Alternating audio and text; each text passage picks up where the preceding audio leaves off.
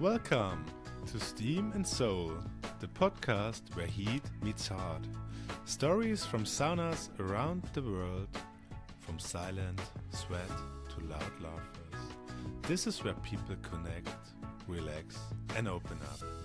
Take a breath and let's dive in. Welcome to Steam and Soul, the podcast that dives deep into global sauna culture and the people who shape it. If you enjoy meaningful stories from inside and outside the steam, make sure to follow the show so you won't miss what's coming next. In today's episode, she doesn't perform a Aufguss, but she's shaping the scene in her own powerful way. From upcycling towel holsters to creative storytelling behind Hanzo Aufguss Art, Maja from Things Outside the Box brings a fresh perspective to the world of steam. Let's talk design, authenticity, and the energy of crafting sauna culture from outside. Let's talk design, authenticity, and the energy of crafting sauna cultures from the outside in. Let's go. Thanks for tuning in to Steam and Soul. If this story inspired you,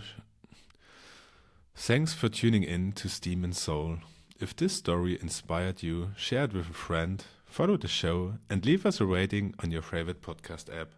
It helps more sauna lovers find the space, and it keeps the steam alive. Until next time, sweat, talk, and connect. Thanks for tuning in to Steam and Soul. If this story inspired you, share it with a friend, follow the show, and leave us a rating on your favorite podcast app. It helps more sauna lovers find the space, and it keeps the steam alive. Until next time, sweat, talk, connect. Now I can see. So, welcome to another episode of Steam and Soul. The podcast explores sauna, cultures, creativity, and community across Europe and beyond. Today's guest is someone who literally lives and creates outside the box. Maja Dluzniewska is the founder of Things Outside the Box, a design project that transforms old furniture, fabrics, and sauna culture into meaningful handcraft pieces. She also the creative mind behind the merchandise and the visual identity of Hanzo Aufguss Art, and collaborates with AufgussRoots to create bags and accessories from repurposed polymer materials. Whether it's a ladle, bag for sauna masters, or one kind of restored chair, Maja's work tells stories, or identity, function, beauty, and sustainability. So let's find out how it all comes together. Here's my conversation with Maja. So warm welcome to Maja. I'm so happy to have you here. Hi, Maja. Hi, Matthias. So cool to have you here. So thanks a lot for joining my podcast today. And maybe for the audience who don't know you yet, maybe you can tell something about who is Maja. Yeah, it's actually very funny that I'm here in an Aufguss podcast. Most of the people will know me as Hanzo's wife, so I'm Luka's wife. Lukas Dluzniewski is the name in the sauna world, I think. So most of you or most of the people know me, from some events. I'm always with Lukas there or whenever I can. This is Maja. That's me. And I think that's all what I can say in general about Maja, but now you can ask your questions. What I wanted to say, why it's funny that I'm here. 10 years ago when it all started, or it began to get a big story for Lukas, I would never think I will be in the sauna world at all, because I hated sauna. And 10 years later, I'm even in the podcast, so I really find it very funny that I'm here, and let's see. It's really interesting, and I would like to develop how did you come to this, that you're now in the sauna podcast and so famous in the sauna world. And I would like to talk about Maja. Yeah, you're Lukas' wife, but I'm sure you also have your own things that you're doing, and you're known for your things, what you're doing. So I would like to understand and correctly. So really cool. Okay, but that's a good start, I think, Maja. So you said you hate sauna 10 years ago. What happened that you don't hate sauna anymore? Well, it's a long story, 10 years or even more story, right? So, why I hated it in the beginning, for me, sauna was something very strange. I think when Lucas started to work in the sauna at all, it was the time in Poland, and it was still in Poland, when sauna wasn't that popular. So many people didn't even know what it is. And even when he started his work, he didn't know that he's going to work in the sauna because he thought he's going to work as a massagist. So for us, it was a completely new thing. And when he started to work in the sauna, he also invited me to come from time to time, but I never could stay in sauna more than like 1 or 2 minutes because for me it was just too hot. I couldn't understand the idea of sweating in a small cabin with other people, not talking about being naked there. And it was just strange. So when Lucas said to me, yeah, you can come and relax a little bit, I was mostly using steam bath because it was a little bit cooler, or I don't know, they had at that time kind of Sahara. It was a small room where you could just enjoy the sun, let's say fake sun, because it was a room where you had like your 20 or 30 minutes, I don't remember anymore, and there was like illusion of a day on the Sahara from the sunrise until the sunset. And it was the idea, I think, was for people who are living in the region like Poland, where in winter you do not have that much sun, so you can come in and have the feeling of having the sun on your face and just enjoy it. It wasn't hot at all because it was not a sauna. So this was the kind of things I liked.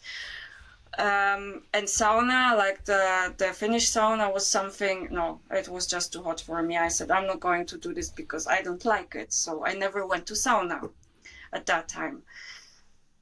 And later, I don't know when it started. It's a question for Lucas, actually. But a few years later, Lucas started to build up a team there, and they started to join the competitions. First in Poland, they were invited to Italy, to Germany with the show Aufgusses. It was a complete beginning.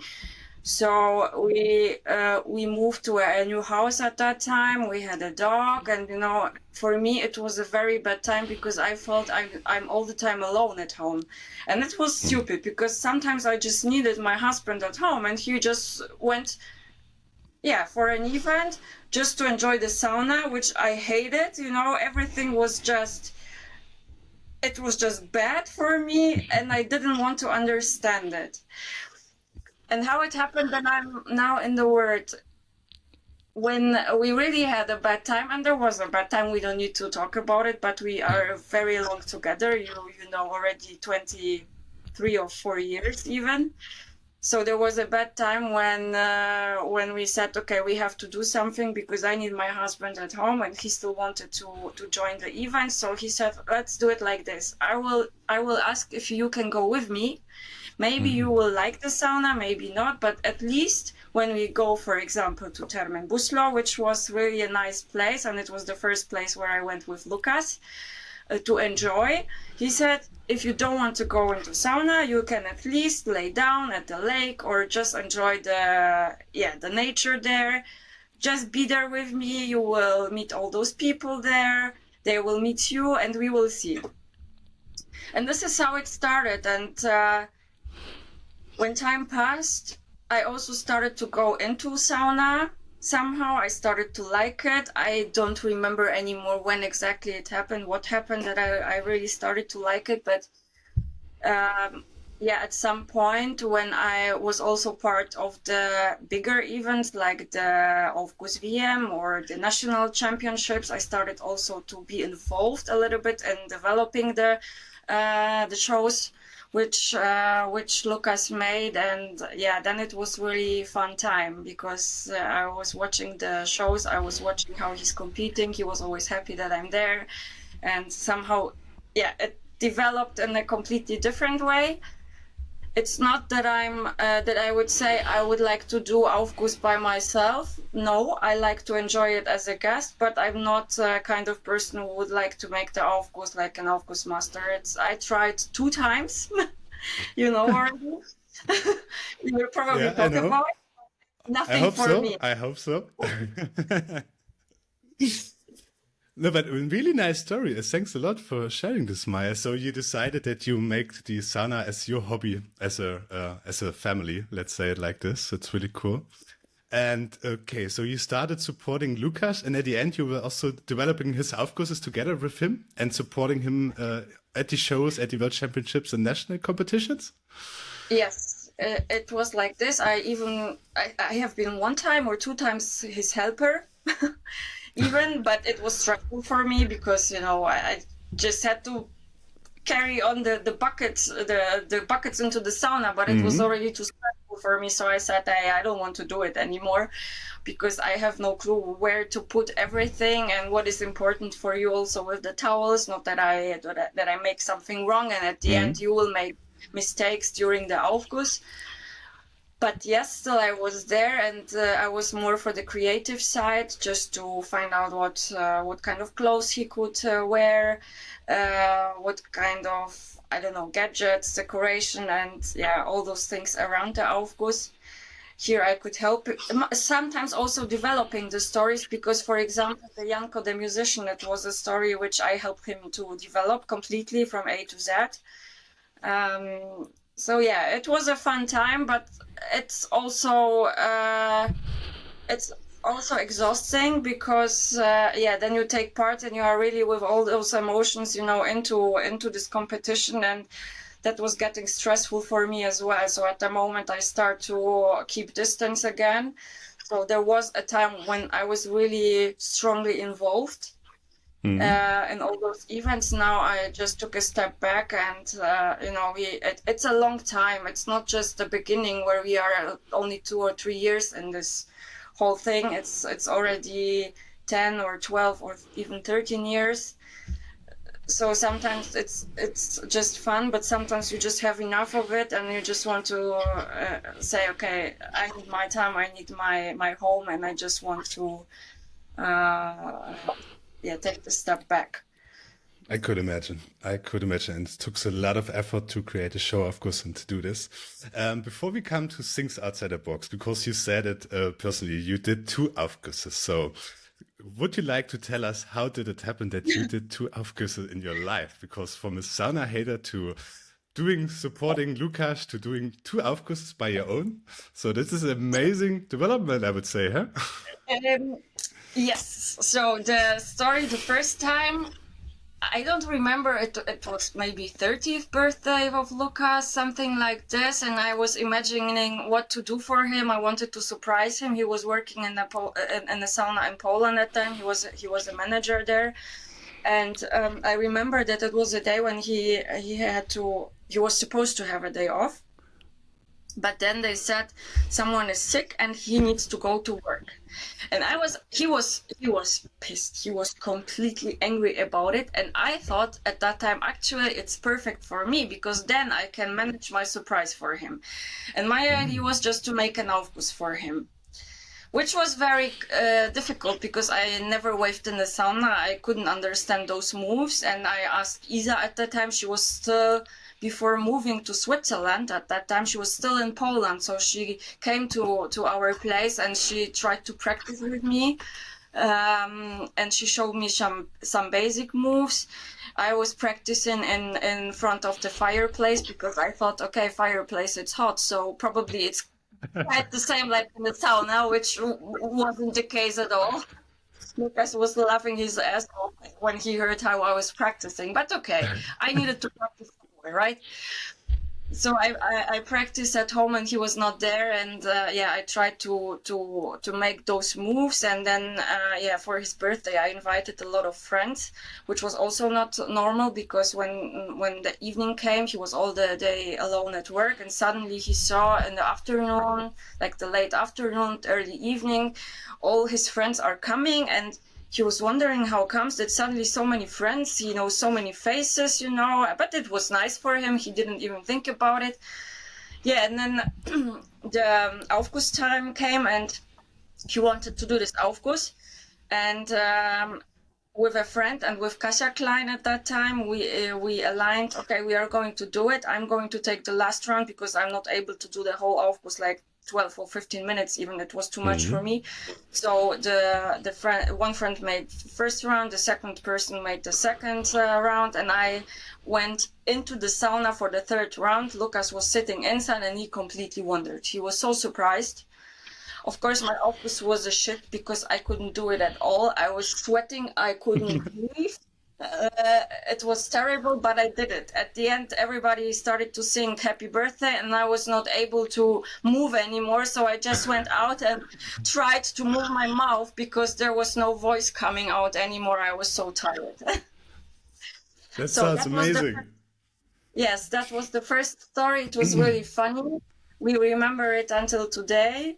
Yeah, and the second time, it was not in the sauna, but the second time was actually this year during our holiday when I said to Lucas, come on, let's do something fun. You will teach me waving.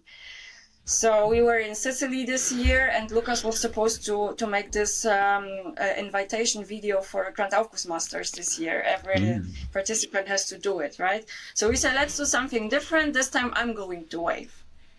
And we had time for it because we were only the two of us in Sicily. So I said, let's start. You will teach me. I will do it.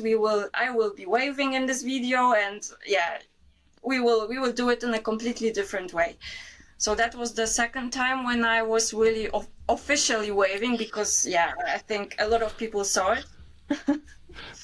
And even in Italy during not in Italy, it was in, what was the last French trance? In Satama last time this year. Ricardo, he asked me if I want to take part because one participant couldn't come and he said, yeah, maybe Maja, we saw all that you can wave already, so maybe you would like to take part in the competition. I said, no, thank you. I did it for the video. I'm not going to go into sauna anymore. I sure said, never know. 10 years ago, you said you hate sauna. Now you waved 2 times. So we'll see what comes in the future. You know, I cannot make competition for Lucas. That would be stupid. What if I will be better than him? And he will judge you because he's transforming to the jury now, so he will judge you then. Yeah? Could imagine. No, really nice. Maybe 2 more questions about sauna and your experience. I would like to know what oils or what type of smells do you like in a sauna if you go as a guest? I love flowers. Jasmine is my favorite one. Yes, rhododendron. Jasmine. I like. Yes, those are my smells. Okay, nice. Why flowers? Why? What is the connection in your mind, or why you prefer flowers? Is there something? Does it remind you to home, or is there some connection? They are just sweet. I don't like, for example, those herbal or those heavy smells. I can't even describe it. You know, you are talking to sauna masters who are really experienced and talking about oils. For me, it's just I like it or I like it not. So, but it's also important, especially a lot of guests are like that. I like it or not because they don't dealing with this topic so in detail. I don't dive into this topic at all. I'm, you know, of course I know Martin and I really appreciate what he's doing. I wonder how those people can even remember all those oils and the names and everything. I can't. I also recognize only oils the smells which I like. So sometimes even like that, if a smell is neutral or I don't like it, I will not smell it. Also in the sauna, so it's really strange. But if I like a smell, I will smell it directly. So yeah, those flowers, because it reminds me of the garden, I think, just of the nature. Cool.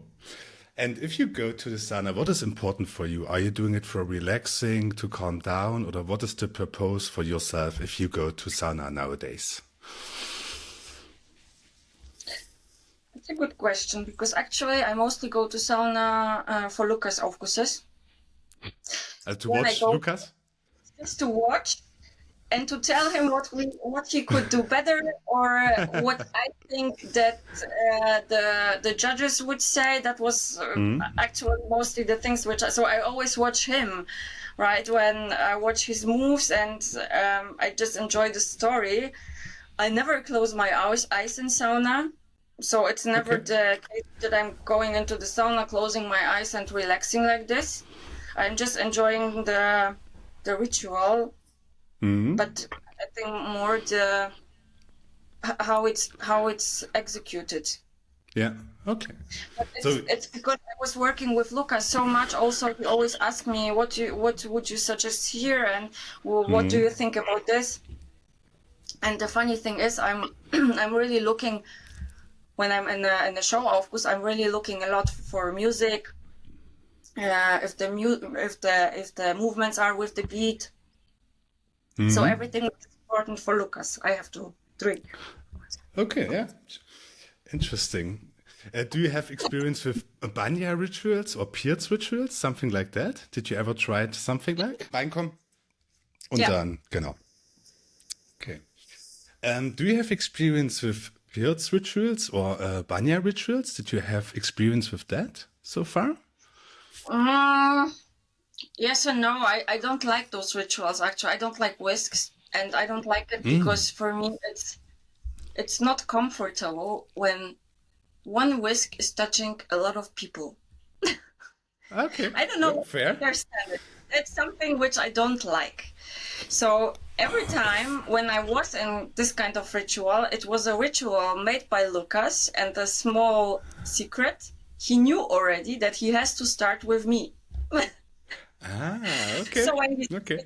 it was okay. But when I Okay. knew all those people are then in the row and they will, he is going to touch them with the whisk, the same whisk, and then he's coming back to me. He didn't touch me again because he knew I don't like it. One time I really experienced the Peart spirit with, I don't know, it was many years ago, but it was also nothing for me. I'm not this, Peart is something very spiritual. Peart spirit, right? Absolutely. I'm not spiritual at all. Okay. I'm That's absolutely fair. Quadratisch practice good is the description which Lucas always serves when people ask me how I am. I'm quadratisch practice good. I'm not spiritual. So for me, it was a strange experience. It was okay, but then going into this after the ritual, going into this cold water, and they try to, I don't know, to make you feel free or something. I don't understand it. So for me, it's something very strange, and I don't follow it. So I never wanted to experience it again because I knew, okay, it's something for people who can really, I don't know, release themselves inside. I think, as you said, you have to open up a bit. You have to be a bit spiritual, and you have to open your mind for this. If not, you're not aware and could not take it, I think. But it's fair. It's absolutely cool. Okay, thanks for this opinion to that. So I think now it's time we have to talk about things outside the box. That's your business you open up. So maybe you can take the audience to the really beginnings of things outside the box. So how did it start? When did you came to the idea to do something with furnitures and to rebuild them? And yeah, give us some insights about that. The story started when I inherited the house, my grandfather's house in Poland, and there was a lot of old furniture in it. My parents renovated it during the whole house renovation, so we had always a lot of old furniture, and I knew it's like a gift from the family, so I also knew those pieces will always stay with us because I never wanted to sell it. I never wanted to throw it away. People are also sometimes burning this kind of old furniture. For me, it's something very special, and I wanted to keep it.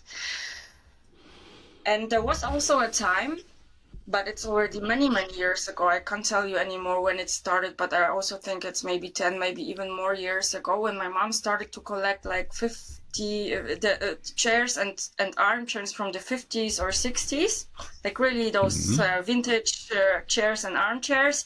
And she started to renovate them first for herself. Then she started to sell it a little bit to eBay, Kleinanzeigen in Germany at that time. Yeah, and it was running somehow, and I wanted to make a business out of it. So the first time when we started, how do you say?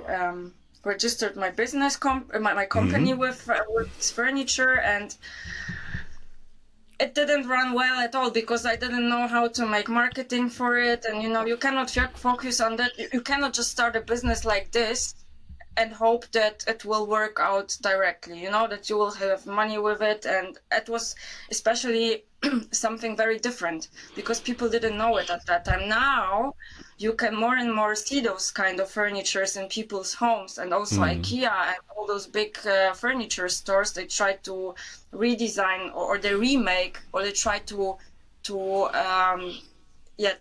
repeat the designs from those years, but it's something new, right? But we still know, okay, people like this vintage retro style, so they do it. But at that time, many years ago, it didn't work out. So I started to work in a different place. I still had this small company registered. And then I think the second trial was around 2 or 3 years later, when I said, we are going to do it in a different way.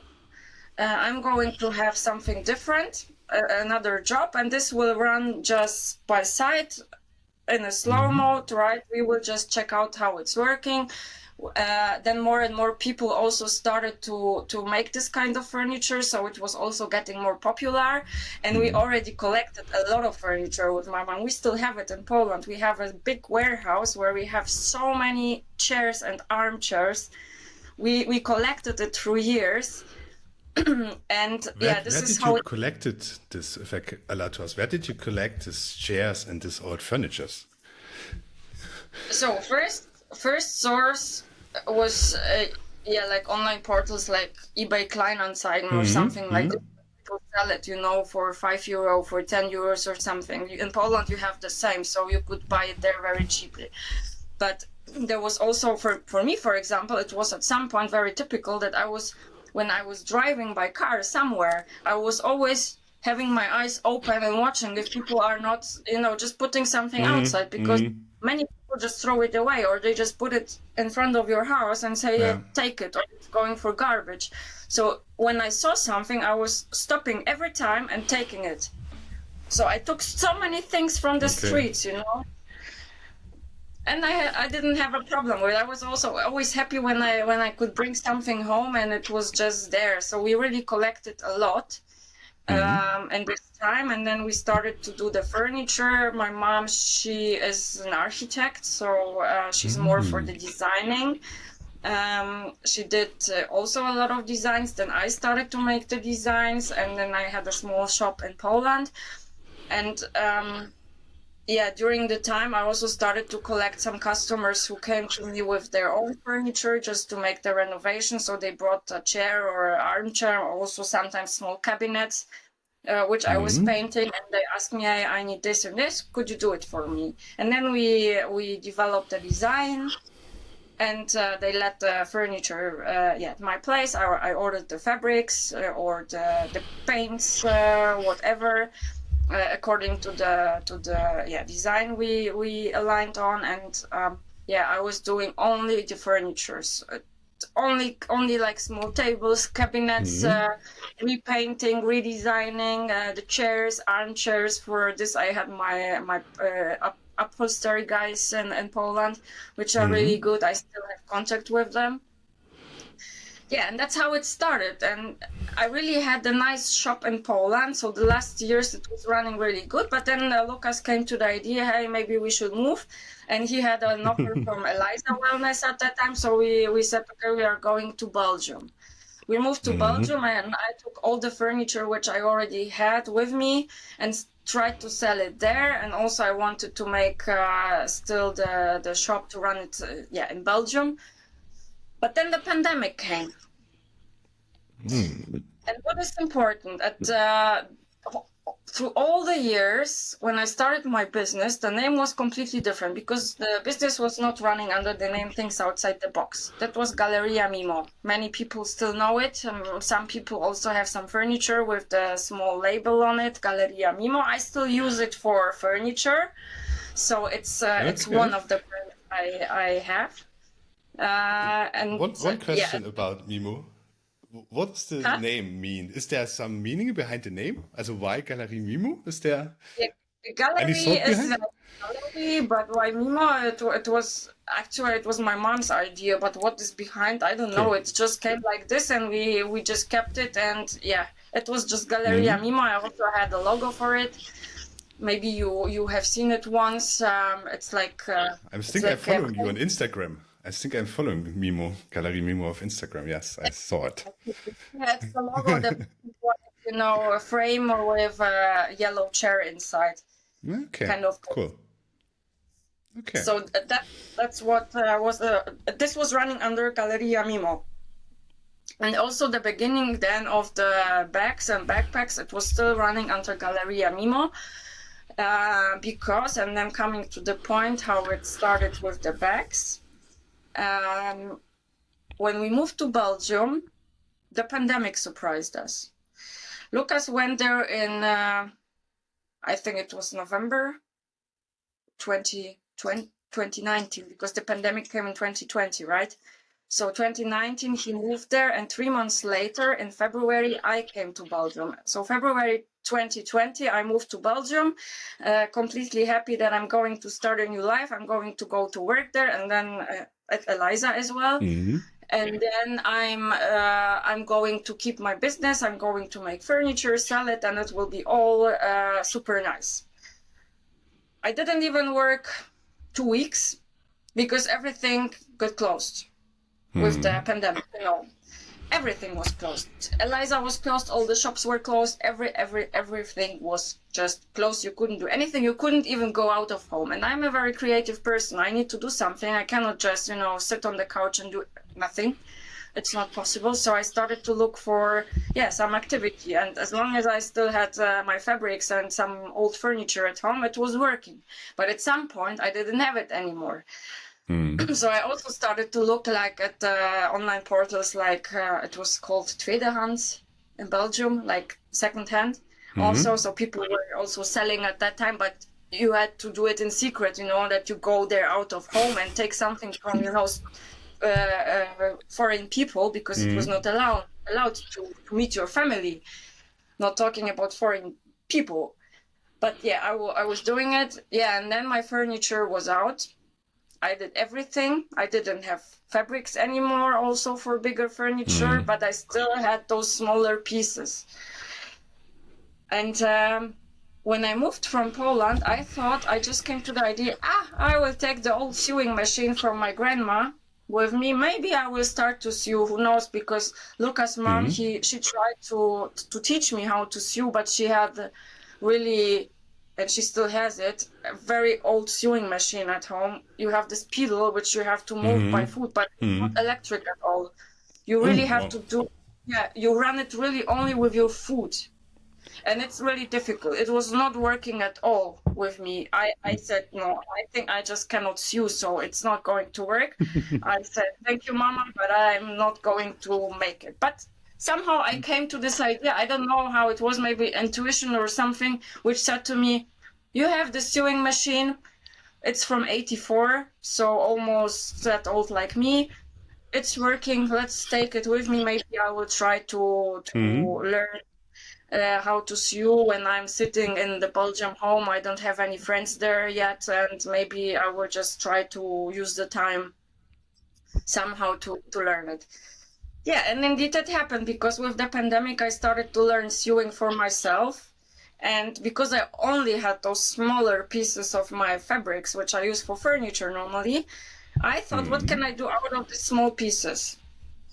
And then I was making a research, and I saw, okay, you can do those backpacks out of it. And they are really nice when you combine different fabrics, different colors, patterns, etc. You can really make nice things out of it. So I started to do this. And that is the sustainable part of my business, because it was really started. I really started to use to reuse things which actually people would throw away. And because I was getting bored during the pandemic, I started to think completely outside the box for me. I was thinking, what can I do? What can I do just to stay active? Yeah, this is how it happened. So I started to make the bags, but the pandemic was getting longer and longer, and then I saw, shit, my fabrics are now too small for the backpacks as well. So I cannot make backpacks anymore. I cannot buy fabrics anymore. So I have to do something new. So I started also to make this kind of small pouches. I did once, Yeah. I don't know, Yeah. if you've seen it. I was, last year or 2 years, last year, I was a sponsor for Grand Aufguss Master, and then everyone got this kind of small pouches, like a small pocket for sauna master, so you can put your phone, I don't know, the keys or something into it and just use it when going through the saunas, you know. But that was also the idea. Okay, so this kind of fabric is too small for a backpack. So for what can I use it? So that it's still used and I'm still staying active. And It's then I really, started, really cool. yeah, so Really that's nice. really nice. And I always say it's a very sustainable idea, because now I still have some rest pieces of those fabrics which I used in Belgium at that time. Those are that small right now, but still I think, okay, maybe sometimes I need to do something with it, and then I will keep it, you know, those small pieces. But then I really started to think in a different way, and I really wanted to reuse things, not just throw it away. It's really smart. So, It's yeah, this is how I came to maybe the bags. that's really, really cool, because I love your bags. I think I have 2 or 3 of your bags still now. And I really love what you're creating. And also the materials are really special and really high quality. And that's what I really appreciated on your products. So how are you selling that? So we have to tell our audience how they can, if they are interesting or curious about, how they can see what you are selling. Are you doing it virtually, or do you have a store where you're living, or how does it work? Can you tell us more about that? Yes, so it's actually a continuation of the whole story, because okay, in short, from Belgium, we moved to Germany during the pandemic, right? And then I decided, okay, when we have our fixed address now here in Germany, I'm going to open up my business in Germany, close the business in Poland. So Galeria Mimo was officially closed, and then Things Outside the Box was officially opened in Germany. Why I changed the name? Because I knew, okay, Galeria Mimo is a quite strange name to spell in Germany or in a different country, and nobody can connect it to anything. And still in the logo I had this chair, and I'm doing already more things, so I wanted to have it more global, let's say. So this is how Things Outside the Box was created.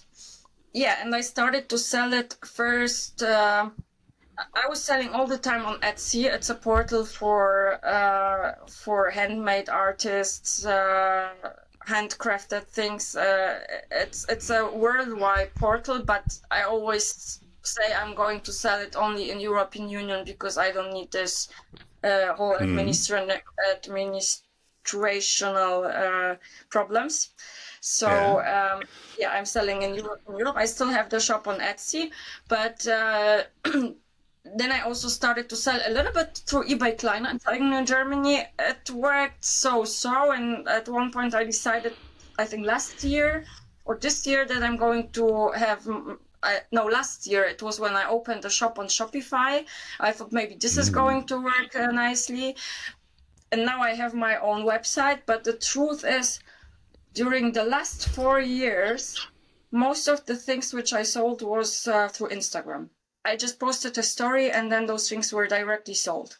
So for me, it was really nice, because I didn't need to lose time to put it online, to make a lot of pictures and create the whole description and price and blah, blah, blah. And then the whole shipping thing. You have to create everything, and it's also a lot of work. When I'm doing it alone, I'm sewing alone, and then you have to put it online, to make the whole the whole descriptions and everything. It's an additional effort, which I don't like, but of course I do it at the moment, right? And plus shipping and preparing everything for shipping, it's also quite time consuming. So I was every time happy when I could sell it only through Instagram. I posted a new bag or backpack or something, and people, they wrote me, yeah, could I have it? Yes. And especially, you have to imagine, I had until now, actually, until I started to sew the AufgussRoots spoon bags, I always had unique pieces. There was never two pieces of bags, backpacks, or something which looked the same. Never, ever. So imagine just to put them online every time only for one piece. So for me, I didn't want to do it, and I mostly didn't do it. I waited sometimes, like, I don't know, 1 month, and when it was not so directly through Instagram, then I maybe put it online and it was the online shop. But to take the effort, just to make the whole thing for one piece of a backpack, it makes no sense. So indeed, mostly I sell through Instagram, and still sometimes when I post, I don't know, a new thing, a new spoon bag, Hanzo spoon bag or something, people just write me, hey, I want to have it. Number 1 and 3, I want to take, please. Please reserve it for me. So this is how it works. But of course, additionally, I have the online shop. And the online shop I use for furniture. And I use it also for the AufgussRoots bags. Because for the AufgussRoots bags, I indeed ordered not sustainable, but completely new fabrics. And I developed 3 different designs. So we have the AufgussRoots fabric with the AufgussRoots logo, and then I use always the yellow, the turquoise, and the dark blue color to combine it. So we have 3 patterns, and those I could put online, and indeed a lot of people ordered it online already. So nice. This is also with the Hanzo t-shirt. Not so fast. Let's go step by step. I have a lot of questions. Okay, I can agree. I also, if I see something in your story, I say, hey, Maja, I would like to have this and this. So I can absolutely agree. And it's much more easier, I could imagine, for you to sell it so easy. And also the community knows that if you're posting something, you have to be fast because it's unique products. Exactly. And that make it also so special, I would say, because it's not, you didn't see anyone who has the same, maybe similar, but never the same. And I think this also makes your product so special and so unique. So you have Instagram, then you have the website, Things Outside the Box, where you can order if the people are interested in. Really nice. Yes. Cool. That's amazing. Yeah, so now... Additionally, there's this shop, right? We have the shop in Sonsbeck. It's like, I don't know, 5-6 kilometers from here. I started to work with a shop. It's a real shop at the main street in a small village called Sonsbeck, and they rent small spaces for different also creators. They have a lot of participants putting just their site in. You just pay like few money. I don't know, like 50. I pay not even 50 euros per month for renting a small space just to show my backpacks, for example, there. Or I also have always a chair or a cabinet in the vitrine. So it's also very nice for me because people who are walking or passing by the store, they can just come in, see it, touch it, and directly buy it there. Of course, I have to pay like a commission for them, but it's also a nice place to show because it's working for me very well. Almost every month now I have sold something there, so nice. it's really amazing. Out. Yeah. It's not like a something showroom for. Yeah, no, but it's like it's a showroom. You can go, you can touch, you can see how you say nice. Especially I think with furniture, because I think these are really unique products, and it's helping to see them and maybe to touch them to get a feeling of the materials and the quality. Cool, really nice. Yeah, it's a store, and you have really different creators there, and you have different products, and it's a very nice idea when you are looking for a gift, like a birthday present, something like this. You can just go there and look for it. You have different prices, of course, because I think my furniture, for example, like the big armchairs, those are the most expensive ones, obviously. Sure. But you have also like small, I don't know, toys or I don't know, earrings, and it's not that expensive anymore. So you can really have a big choice, and it's a nice thing because a lot of people come there. Cool. Before I forget this question, I want to ask you, how did you learn to rebuild furnitures? Is it like a hobby, or was it doing by yourself, or how did you come that you have experience in doing that? Because I could imagine it's not so easy depending on products, materials, they're different, they have to fit together. So how did it start? Well, it was, at first I started alone, like learning for myself. I was also watching a lot of YouTube videos in the beginning. Mm-hmm. But it was more intuition. I just started to do it and wanted to see what will happen, you know. Then you start to read a little bit more, then you start to look for something, and then you find a blog or I don't know, an explanation for this or this thing, and this is how you learn. For the upholstery, for example, that's very important for me. I started to work, I told you already, with the upholstery guys in Poland, and Yeah. it was also a lesson for me for a long time, because they can do their job very well, but they do not have the creativity to make the designs. So they mostly have just typical fabrics, you know, and you go there and they will make your chair gray because you said you want it in gray, but they don't think about it if it would maybe fit nicely with two different gray colors, or maybe gray or something else. They do not offer it because they do not have those ideas. They are not creative at all. And we had a cooperation, and it really took a long time until we all knew I had to learn which things are possible to do, and they had to learn what I'm expecting for the end result. You know, because they were used to use those different fabrics, colors, etc. And also when you use 3 different fabrics, you always have to tell them exactly which fabric has to be in which place on the chair, or how to combine them, how to sew it. Every detail is very important. Which color of the wooden parts do I want? Should it be like this? Should it be natural, or do I want to paint it?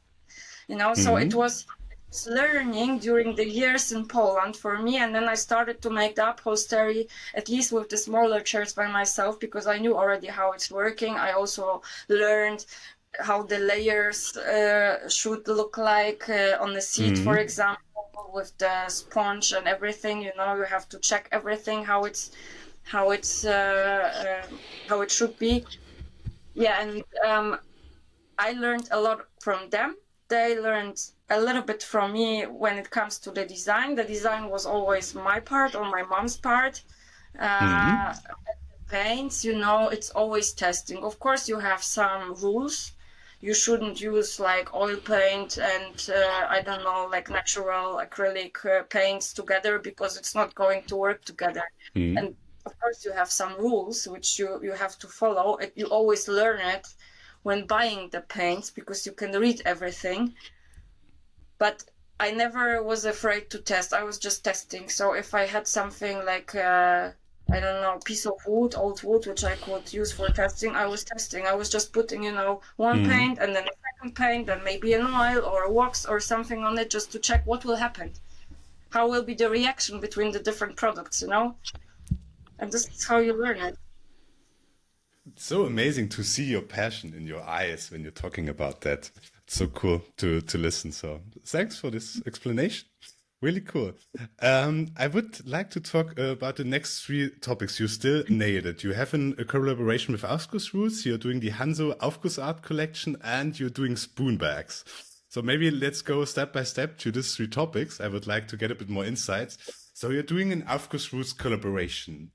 What are you doing and how did it start? Maybe you can tell us more about that project.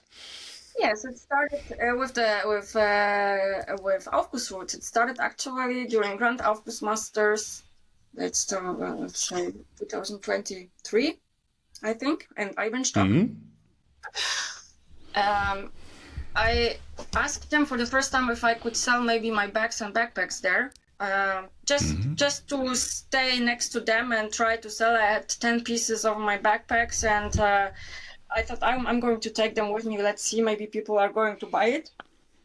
But then we noticed during the whole event, because they had a lot of product, of course. AufgussRoots, they always have like boxes, cartons, and everything of products. And we noticed that a lot of products, like the peshkumals, which they sell, they were broken. They were not complete, or something was wrong with them. So they wanted to throw it away. And they just put 1 piece, 10 pieces, 20 pieces aside, and they said they're going to throw it away because they cannot sell it like this, or the logo was not complete, or a piece of the fabric on the other side was somehow damaged, and they said, no, we are not going to sell it for this money. And I said, you know what? Just give me those fabrics. After the whole event, I will take it with me and I will see maybe I can use it somehow. And then I came to the idea, maybe we could make backpacks out of it. So just take the piece with the logo, if it's okay, because if it's damaged, then I also cannot sell it with the AufgussRoots logo. But if the logo was okay and another part of the pashtamal was damaged, I can always cut a piece out of it, and I don't need to use the whole pashtamal for one backpack. And that's also the sustainable part, because I saved a lot of pashtamal from just being thrown, just from garbage, And that was nice. It was really a nice idea. I think people also liked it. The problem with those backpacks was indeed that you told it by yourself. The fabric is very soft. It's a pashtamal, which is used on your body in the sauna. So of course you have to use it very carefully, because you can damage it also very easily. But the idea indeed, and I think the designs, they were really nice. I really love to combine also those pashtamal fabrics and I had it in different colors with my different fabrics, which I had at home, and it really worked out nicely. Now they do not have those damaged products anymore, so I had to stop this pashtamal line, let's say. But we still wanted to do something new, and we started to do the spoon bags, also for AufgussRoots.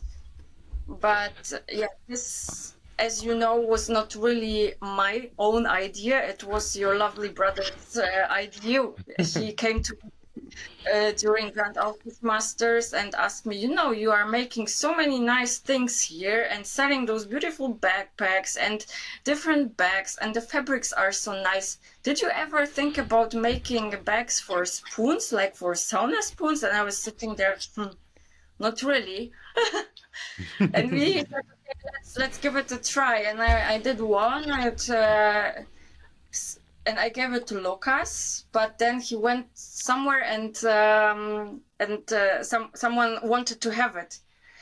So he took it as a gift, or we sold it. No, it was Mira. She wanted to have it. So she took the first. Mira, she has the first bag. Indeed, I sold it to her very cheaply, because the first prototype, which I made for Lucas, was too short. And I said to Mira, Mira, do you really want this bag? Because, it's too short for most of the spoons. No, it's beautiful because it has the same fabrics like my backpack, which I already have. So it's fitting perfectly. And she took it. And then I stopped. I didn't do it for a long time. And this year, Robert came to me and said, I have a nice spoon, because we were invited for Lasse's birthday to Norway. And he had a nice spoon for him as a gift, and he says, it would be nice if I could give it in a nice bag. Could you do one bag for me? Or do you still have those bags? I don't have it because I only did one. Yeah. So I started to I made one for Lasse for the spoon, which I received pictures of, so that I can adjust the design, so that it's looking nicely with the spoon. And that was the second spoon which I did. Yeah, and then the idea with the AufgussRoots spoon bags and the Hanzo spoon bags came up, and I designed the fabrics, ordered it, and it came, and I started to sew, and this is how it's running right now. The Hanzo collection is out, so I don't have it anymore. Now we only have a few pieces from the AufgussRoots bags, and it will be sold. I hope it will be sold during Grand Aufguss Masters this year, and Eibenstock as well, so we will see. That's really amazing. Also the idea with the spoon bags. Also my brother told me, because my brother is doing spoons. He's carving spoons by his own. And then he was thinking, hey, maybe what product he can add to maybe highlight it or to put it in a nice cover. That's where it come from, but really cool.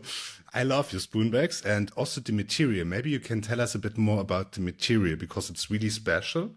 It's also waterproofed, if I'm correct, but please correct me if I'm wrong. So, what material you're using? Because for me, it's so high quality, and if you touch it, it's so nice to have it in the hand and to cover it. Actually, the Hanzo bags, they were made from waterproof material. Those are also upholstery fabrics, so you can use it for outdoor furniture. They are really strong and nice. But those refers only to the Hanzo spoon bags, so those which you Okay. have, right? Because the AufgussRoots bags, they are made from velour. It's like a kind of velour fabric. It's really soft, but it's not waterproof at all. But it was my purpose to do it in two different ways, because I already learned with the fabrics and with the backpacks that people like different fabrics. The ones will Absolutely. say, "Hey, I want to have a waterproof bag, but the fabric is not that soft. It's just it's not that nice when you touch it." But a lot of people say, on the other hand, "Hey, we really love this soft velour fabric. It's so nice." Touch it, and it's beautiful. So I was thinking, okay, let's do it in a different way. This one collection will be made out of waterproof fabrics, and the other collection will be made of this nice soft fabric. And That's they cool. are completely different, right? Because the Hanzo collection was completely different than the AufgussRoots collection. The AufgussRoots collection is really strictly also with the colors, the AufgussRoots colors, and you can really see it's AufgussRoots. The Hanzo Yeah. collection was more designed individually because it was designed by myself, and I found a shop where I can print it in Poland as well, so they made it for me. And you can't buy this kind of fabrics which we use for the Hanzo bags. Nice. Cool. Thanks for giving us these details. Really nice. And then you said it a lot of times, Hanzo. So how did you, or what are you doing with the brand Hanzo? So you are doing some designs, you're doing some merch and stuff. You're also wearing a nice T-shirt with the Hanzo, with the new logo, with the Yeah, kois. here Nice. Yes. with the So t-shirt. maybe you can tell us a bit more. What are you doing with the Hanzo brand? Let's say it like this. And maybe also you can give us an outlook. What is coming in the future? So maybe you're planning something what you want to share with the Okay. audience. So if you like. What I do with Hanzo? I live with Hanzo in one house. So That's Hanzo, true. I'm with the brand. The brand started also in Poland when Lucas had a company there in the beginning, but he closed it, of course, and then he was working in Belgium and the Netherlands, you all know, and the brand was still there because how he developed the idea of Hanzo's, he will probably tell you one day by himself. I'm not going to tell the story, it's his story. The logo was designed by a marketing agency, the same like my logos, like the Galleria Hmm. Mimo or things outside the box. It was the same girls, the same girls, two girls who designed our logos all the time. This year, or last year, Lucas said, "I would like to change something. Maybe you could make something for me." And then I started even to design the logos, to design the fabrics. And when I started to design the fabrics, we also started to think about how to maybe produce T-shirts for him. He also wanted to have new stickers, and all together, we just started to think about how to redesign it a little bit so that it looks nicely, right? On the Hmm. fabrics for the bags, on the T-shirts, on the stickers, and everything. So I made some 3 or 4 new designs, and he just said, "Okay, let's make it with the kois." And this is how it looks right now. And he also Hmm. wanted to add "Water, my friend," because it's his slogan. The original logo is still inside in this red point on the Hmm. T-shirts, or also on the bags. And on the stickers right now, but the kois and the "Be Water, my friend" is added right now because he said, I'm doing so many courses now. I say the slogan to my students, so I would like to have it also on the T-shirts. Hmm. So we redesigned it a little bit and started to print it on the T-shirts and on stickers and everywhere. At the moment, Yeah, Hanzo is still related to Lucas, of course, and everyone knows Hanzo is Lucas, right? But the brand is in our hands.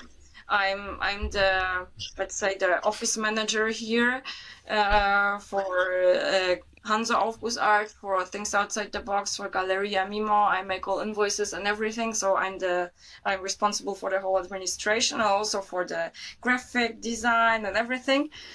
So indeed, I'm participating in developing Hanzo, but Hanzo is Lucas. Absolutely. But as you said, you're helping him to shine. So what you wanted to know, you wanted to want what is coming, but because at the moment, we have the caps, and Exactly. now we have, yes, and we have. Do you also have the hoodies? Or do you also have hoodies so far? Because I know you made 2 or something. We had 2. I had 1 and Lucas had 1 because we wanted to see how it looks like. So we ordered first order was the t-shirts, the caps, and 2 hoodies for me and for Lucas. Now, and this is the new announcement for Grand Aufguss Masters, we are going to take some new hoodies, which I ordered extra for selling, so people can buy the hoodies there. I didn't put them online yet because I noticed when I put something online, it's going to be sold directly, and then I was afraid I don't have products for Grand Aufguss Masters anymore if it goes like this. So at least those hoodies I wanted to keep for Grand Aufguss Masters, so there people can buy it. And indeed, I didn't order a lot because we never order a lot. You have seen we just have few pieces and then it's gone. It's not like big companies which you can order and order and order. And I think it's also nice when it's limited because, people know, okay, or I'm going to buy it now or it's going to be out and then, okay, I will not get it. So it's not going to be a lot of pieces. Maybe if it's going to work out well, then we will order more. But at the moment, we just have a few pieces of the hoodies. The premiere, let's say, will be at Grand Aufguss Masters. For the bags, they are sold out, the Hanzo bags. We also had like the Hanzo backpacks before, like I think 2 years ago. I don't know, something like this, but they were also sold quickly. We will see. People ask us about it, so maybe we will do more. But what I started to do now, it's my own things outside the box, beer or water collection. Have you seen the kilts? I saw it. You showed me. Tell us more. I love the idea, but tell the audience more. Yeah, that's a funny thing because you know how it is. People look at be water, my friend, is actually a slogan which is really serious, right? It's a very professional slogan. Lucas uses and during the courses, and I'm a person who always looks at things quite in a sarcastic way, and I also wanted always to try to do a kilt because I never made a kilt by myself, but I never knew which kind of fabrics to buy for it. I watched how the Italians are doing the kilts, for Aufguss IT, or how AufgussRoots make the kilts, and all those people make kilts, but I never had the courage to do it. But one time I was looking for something online and then I found this beer fabric, with the beers, with the beer glasses. And I thought, actually, could be perfect for Lucas. He will love it. I'm going to do a kilt for him. And this will be my test. I will just try out. I only asked him to give me an old kilt, which he's not using anymore because it's just, too damaged to use it. Because I wanted to to take it into pieces to see how it was sewed. And then I tried to remake it. So I found a way how to do it. And this way I did my first kilt. And then I wanted to put only my logo on it. But I was looking at this. Be water, my friend. Beer, water, my friend. Maybe beer or water, my friend. Yes, I'm going to. It was just like idea. Okay, let's make it like this. And my neighbor, 2 houses here away from us, she has a laser and all the machines to make also those T-shirts with the, with the with the foil, so you can Yeah. make your own designs on the t-shirts. She's really professional. She has, but she only uses for her own, things. She never, she doesn't do it professional. But she told me once that she has it. So from time to time, I ask her, hey, Fancy, let's do it. Maybe we can try out how it's working. Also with my labels, with the laser, we just try out. I give her a piece of leather and she's doing it for me because we want to try out how it's working. So I went to her and said, do you have a golden foil? Yes, I think a piece there should be it should still be there. Okay. Then I sent her the beer or water, how I designed it. And I said, please print it for me. We are going to put it on this kilt. Yeah, we did it. So I gave it to Lucas when he came back home from a course, and he was so happy. He directly started to wear it. And when people saw it, they wanted to have it. Nice. Yeah, it's a really cool idea. It's a really nice idea.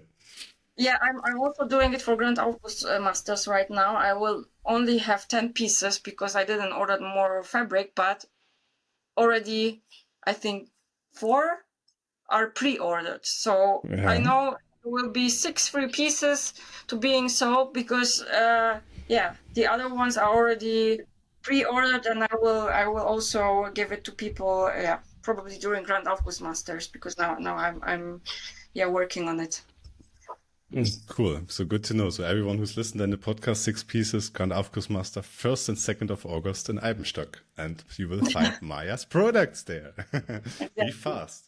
Really cool, no, but I really liked and are really looking nice. So that means you also have now added your portfolio kilts. Really cool. That's really cool.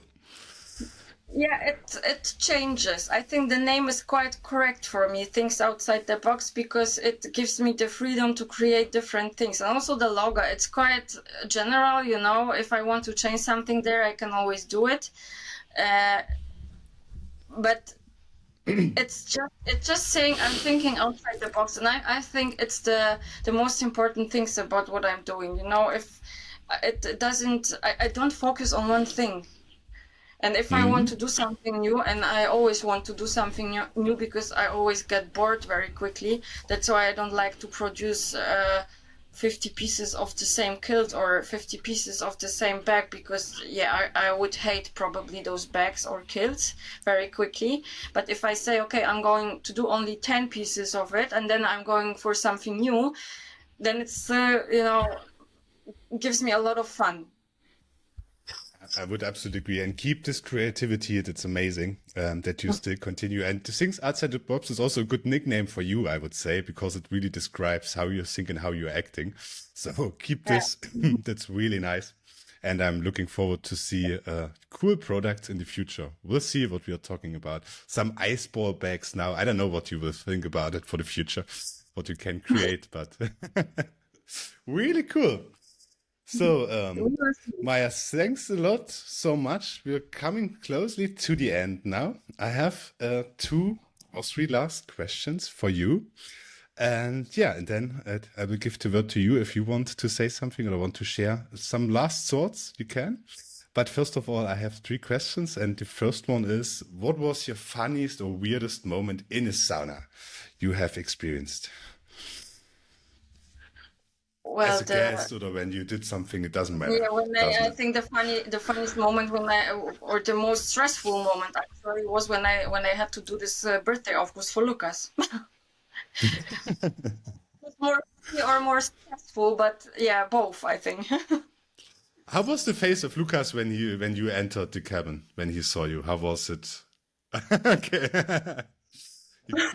Okay, cool. Good. Okay, then the second one. Imagine you have a sauna, so you are the owner of a sauna and you have a big screen in the sauna. And you can scribe something on the screen that everyone who's joined the sauna can read your message. What message would you like to spread to the people? Think outside the box. Take it. Okay. Good answer. Perfect one. Better always think outside the box because it helps. Yeah, always think outside the box. It's a good one. And the last one, what do you think, where would you be in the next 5 years? What would be the development of Maja out of things outside the box? What do you This think? question I don't like, because every time when I went for a job interview, I was always asked, where do you see yourself in 5 years? You know, and when I Okay. went for a job interview in Holland during the pandemic, and they asked me, where do you see yourself in 5 years? And I said, I don't know where I see myself tomorrow, because with the stupid pandemic, you never know what will happen. Then please don't ask me this kind of questions. And since then, I really learned, hey, I'm not going to plan anything. I'm Okay. not going, I don't want to see myself. I just do what I want to do right now, right? Of course, there is a kind of plan for the next 7 days. That's why I need to, have a small idea of what is going to happen, but maybe in the next 1 week or 2 weeks, but you never know. Seriously, Okay. you never know, and I do not have any plans. We will see. I just want to have fun with it, and when I stop to have fun with things outside the box, then I will probably stop creating those things. We will see. Now I had to buy a new sewing machine because the old one was broken, and I think for the next time I have to sew more because Okay. I cannot have a new sewing machine without any reason, right? It cannot Eh? just be unused here. Then let's go for it. Makes sense. Okay, Maya, then thanks a lot. So that was my part. So do you have, or would you like to share anything to the audience, or would you take the stage? Then feel free to do so. I don't know. I hope people will stay with us here until the end. Sure, Yeah. sure they will. My message is if you heard us until the end, just let me know. Okay. Cool. So Maya, then thanks so much for taking this time, for being in the podcast today. It was amazing to have you here. I really liked the insights you were giving me. I know most of them, but not everything. So there was also a lot of new things for me, and I hope also for the audience. And then I'm looking forward to see you in 2 weeks at the wedding of Robert Heinevetter. And then we'll see us at the Yes. Grand Aufguss Master as well. And yeah. Yes. Thanks so much, Maya. I wish you all the best so far, and I'm looking forward to see amazing products coming out from you. And yeah, I wish you a great day. And Thank regards you. to Hanzo from my side, and then I hope to see you soon. Yeah, thank you too. Have a nice Bye day. bye, Maya. Bye. Thanks for tuning in to Steam and Soul. If this story inspired you, share it with a friend, follow the show, and leave us a rating on your favorite podcast app. It helps more sauna lovers find the space, and it keeps the steam alive. Until next time, sweat, talk, and connect. Thanks for tuning in to Steam and Soul. If this story inspired you, share it with a friend, follow the show, and leave us a rating on your favorite podcast app. It helps more sauna lovers find the space, and it keeps the steam alive. Until next time, sweat, talk, connect.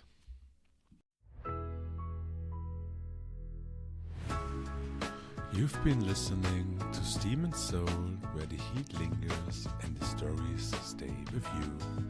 Until next time, stay steamy, stay soulful.